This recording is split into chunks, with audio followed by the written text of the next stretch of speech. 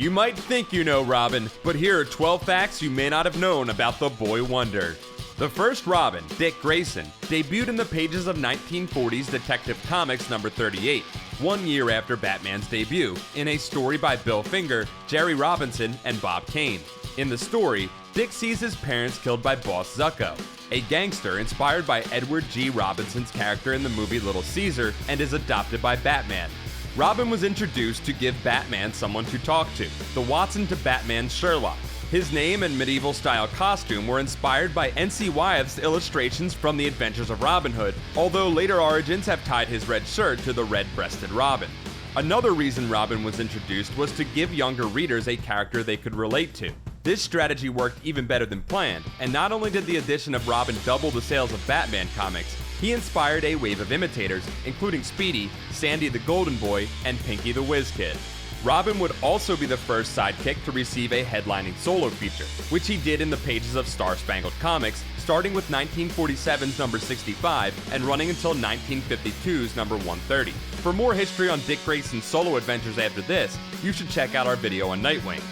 The second Robin, Jason Todd, was introduced in 1983's Batman number 357 and became Robin in issue number 366. He was at first basically the same as Dick, even dyeing his red hair black to look like him. After Crisis on Infinite Earths, he was reworked as a troublemaker and possible killer who was himself killed in the story A Death in the Family after a reader phone poll voted for him to die. Jason's death in the comics was inspired by his death being part of The Dark Knight Returns, which featured an all-new, though out-of-continuity Robin, a teen girl named Carrie Kelly. A non-Robin version of Carrie Kelly was introduced to the New 52 continuity in the pages of Batman and Robin as Damian Wayne's acting instructor. The third in-continuity Robin, Tim Drake, debuted in 1989's Batman number 436 and became Robin in issue number 442. Since 2009, however, he has adopted the identity of Red Robin, a name which originally appeared as the identity of a middle-aged Dick Grayson in the alternate future story Kingdom Come. Tim was the first Robin to star in his own solo title, starting with the 1992 miniseries Robin, which was followed by Robin 2, Joker's Wild, Robin 3, Cry of the Huntress, and the 1993 ongoing series, which ran for 183 issues until 2009 when Tim became Red Robin. Stephanie Brown, Tim Drake's then-girlfriend and the hero known as Spoiler, briefly adopted the identity of Robin during a time when Tim resigned from the role. Look, it didn't go well, but the good news is later she became Batgirl and that was cool, and now she's Spoiler again and that's cool too.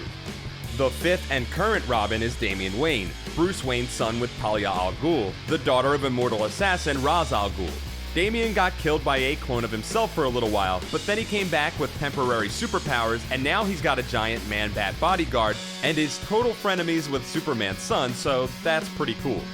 With Dick as Nightwing, Jason as Red Hood, Tim as Red Robin, and Damian hanging out with Superboy, the Robin position has been taken up first by Harper Row, a streetwise young woman who adopts the identity of Bluebird, and currently by Duke Thomas, who started a movement of Robins to fight crime in Gotham, and is currently working as Batman's not-yet-named partner.